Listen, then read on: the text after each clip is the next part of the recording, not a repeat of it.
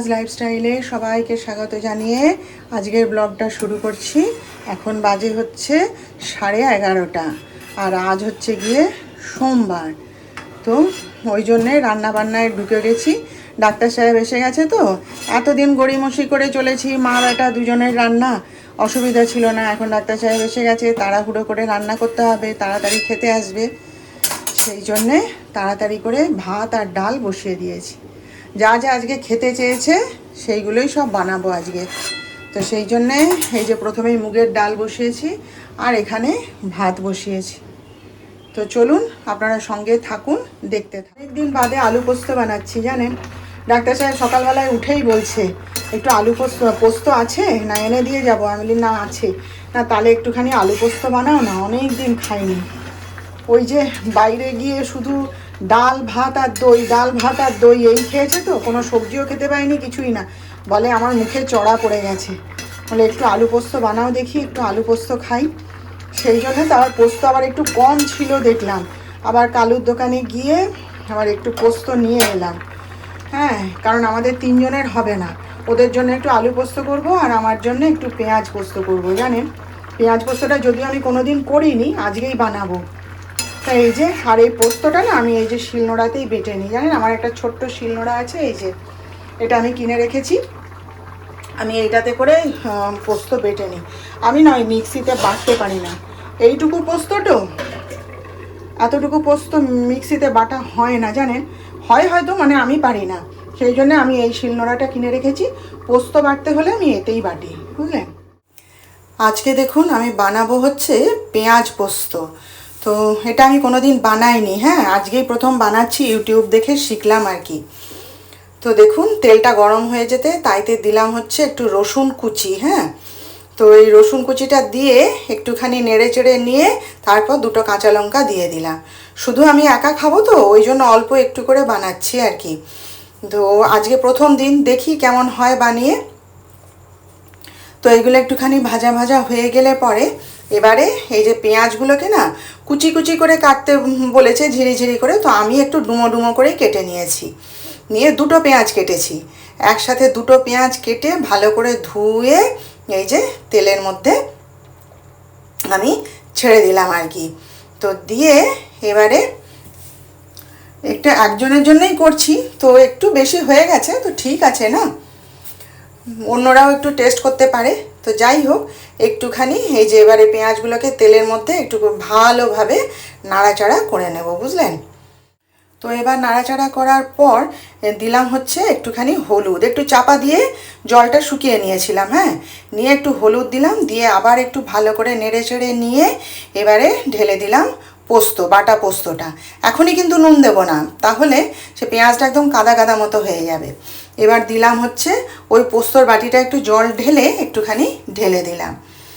এবার ফুটে উঠতে শুরু করলো, একটু নাড়াচাড়া করে নিয়ে তার মধ্যে এইবার দেব হচ্ছে একটু লবণ, হিসেব মতো, আন্দাজ মতো দিয়ে নাড়াচাড়া করে নিয়ে এবার এটাকে সেদ্ধ করতে হবে। তো সেই জন্যে এবার আবার অল্প একটুখানি জল দেব, দিয়ে এবার ফুটতে দেবো।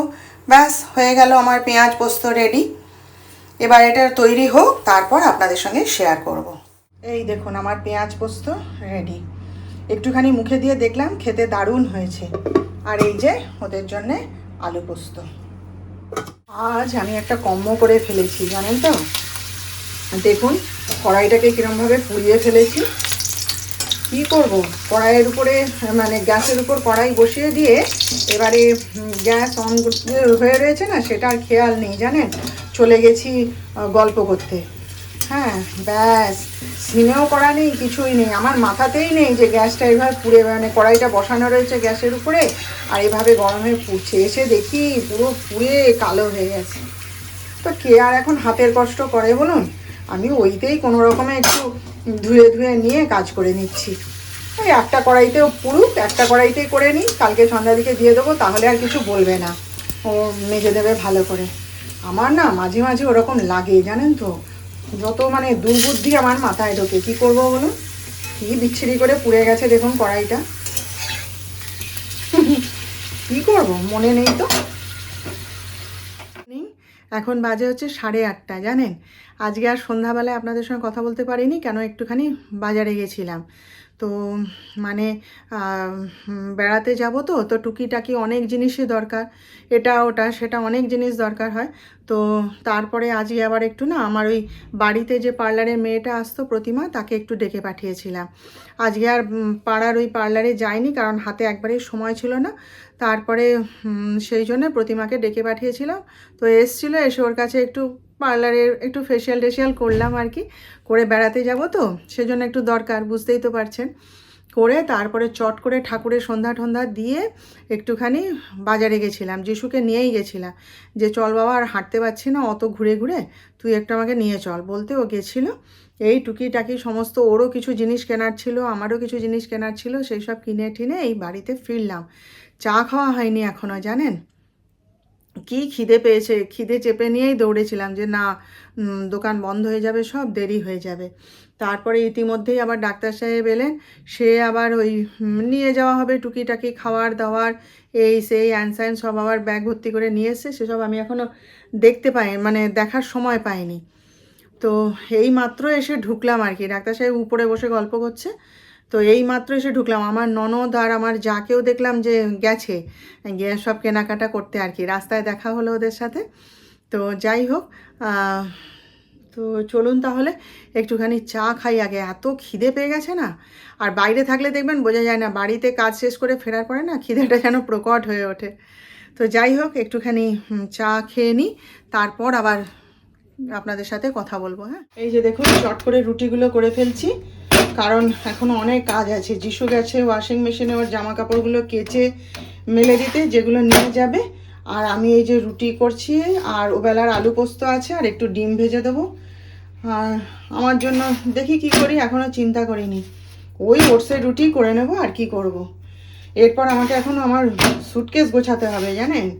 সকাল থেকে আমাকে ডাক্তার সাহেব বলছে, যিশু বলছে, কিন্তু আমি কি করব, আমি সময়ই করতে পারিনি। এই সব কাজ শেষ করে খাওয়া দাওয়া সেরে মাথা ঠান্ডা করে সুটকেসটা গুছিয়ে নেব, সেই জন্যই তাড়াহুড়ো করছি, জানেন। তো যাই হোক, তাহলে আজকের মতন আপনাদের সঙ্গে আমি গল্প এখানেই শেষ করলাম। কালকে আবার আমরা দেখা করব আপনাদের সাথে নতুন ব্লগে, নতুন বিষয় নিয়ে। আপনারা সবাই ততক্ষণ ভালো থাকবেন। হ্যাঁ, আর আমার আজকের ভিডিওটা ভালো লাগলে একটা লাইক, শেয়ার ও সাবস্ক্রাইব অবশ্যই করে দেবেন।